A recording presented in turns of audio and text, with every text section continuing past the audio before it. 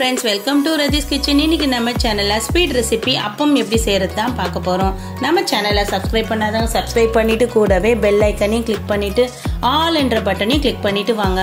அப்பதான் நான் போடுற வீடியோலாம் உங்களுக்கு நோட்டிஃபிகேஷனா வரும். வாங்க வீடியோக்குள்ள போகலாம்.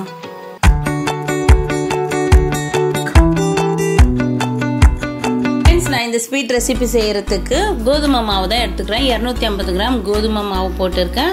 அதில் வந்து 1/4 ஸ்பூன் வந்து பேக்கிங் சோடா சேர்த்துருக்கேன்.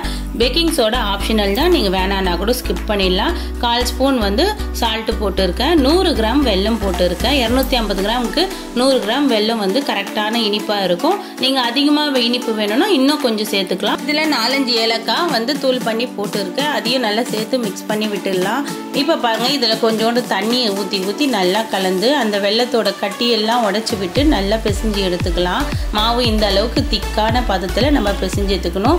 இது 1/2 hour அப்படியே ஊறட்டும். இப்போ வந்து ஒரு பிளேட்டை போட்டு மூடிடலாம். இப்போ 1/2 hour ஆயிடுச்சு. இப்போ பாருங்கள், நல்லா வந்து மாவு நல்லா வந்து ஊறிடுச்சு. இப்போ நம்ம ஒரு கடாயில் நல்லா எண்ணெய் காஞ்சோன்னே அந்த மாவு எடுத்து அப்படியே வந்து ஒரே பக்கமாக வச்சு அப்படியே ஊற்றிடணும். சுற்றிலாம் ஊற்றக்கூடாது. மாவு அப்படியே விட்டிங்கன்னா அதுவே வந்து மாவு நல்லா உப்பி மேலே எழுந்து வருது பாருங்கள். இப்போ நல்லா செவந்து வருது.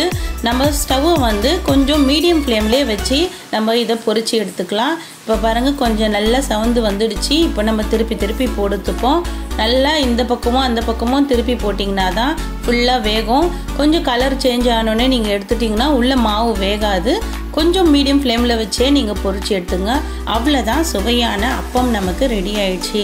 நீங்கள் வந்து வீட்டில் குழந்தைங்களுக்கு உடனடியாக செஞ்சு கொடுக்கலாம். இந்த அப்பத்தை ரொம்ப ஹெல்த்தியாகவும் ஈஸியான ஸ்நாக்ஸ். பாருங்கள் எவ்வளோ ஃப்ளஃபியாக இருக்குது பார்க்கவே. நீங்களே வீட்டில் செஞ்சு பார்த்துட்டு எப்படி இருக்குன்னு சொல்லி எனக்கு கமெண்ட் பண்ணுங்கள். இந்த வீடியோ பிடிச்சிருந்ததுன்னா லைக் பண்ணுங்கள். மறக்காமல் நம்ம சேனலை சப்ஸ்கிரைப் பண்ணிவிடுங்க. தேங்க்யூ, பாய்.